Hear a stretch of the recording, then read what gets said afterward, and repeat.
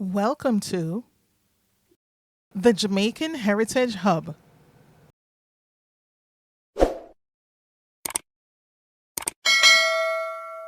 On this day, September 30th, 1800, a pivotal chapter in Jamaican history came to a close, but its legacy still echoes across oceans and time.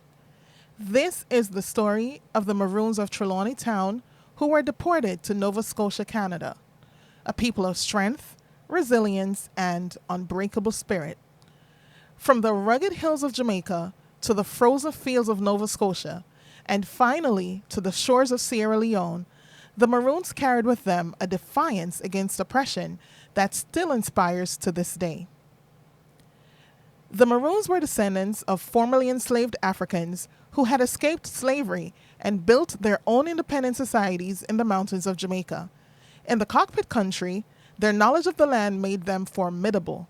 They lived by their own rules, preserving African traditions, languages, and spirituality while resisting British colonial rule at every turn.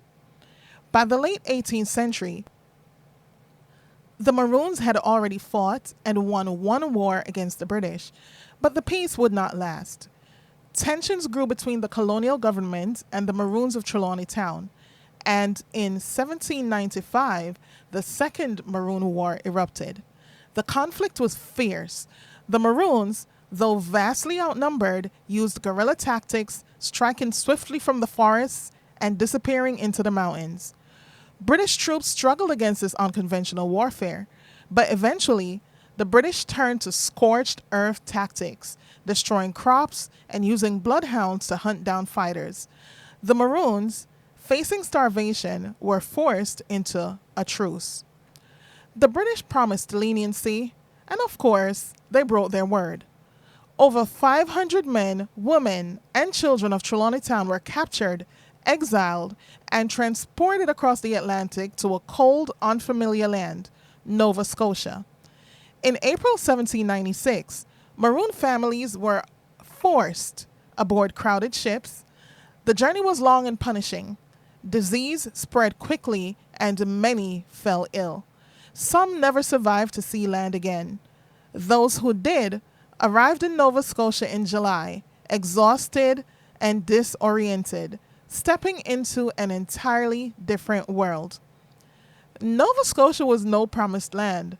The Maroons were expected to assimilate quickly, to do manual labor, and to abandon the culture that had sustained them for generations. At the Halifax Citadel, they were ordered to rebuild fortifications, and later they were moved to Preston Township on lands purchased by the Jamaican government. Yet, the cold winters, poor farmland, and lack of fair wages made life unbearable for them. They faced relentless pressure to convert to Christianity, abandon their Akan spiritual practices, and adopt the agricultural lifestyle of the settlers. Again, the Maroons resisted. They withheld labor in protest. They petitioned for fair treatment, and most importantly, they never stopped demanding their freedom. For 4 long years, the Maroons appealed to the British Crown. Their demand was clear: the right to leave Nova Scotia. They did not belong to that land. They wanted to return to Jamaica, or at least somewhere where they could thrive in freedom.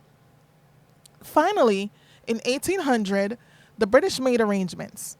They would not repatriate them to Jamaica, but instead, they'd send them to Sierra Leone, a British colony in West Africa. And on September 30th, 1800, the transport ship HMS Asia carried 177 women, 151 men, and 222 children to the port of Freetown. It was not the homecoming that they had dreamed of, but once again, they adapted. In Sierra Leone, they became known as strong and disciplined, quickly rising as leaders in their new community. A small number of Maroons remained in Nova Scotia. Their descendants carried their story forward in surnames, in accents, in customs, and in the oral traditions of African Jamaican Nova Scotians. For them, their Maroon history is a symbol of pride, dignity, and endurance against oppression. In 2022, More than 2 centuries later, Canada officially recognized the Jamaican Maroons' arrival in Nova Scotia as a national historic event. A plaque at Halifax Citadel now honors their resistance, their struggle, and their enduring cultural legacy. The journey of the Nova Scotia Maroons tells a story across 3 continents, from the mountains of Jamaica to exile in Nova Scotia and to their new lives in Sierra Leone. Their story is one of defiance, resilience, and unyielding spirit.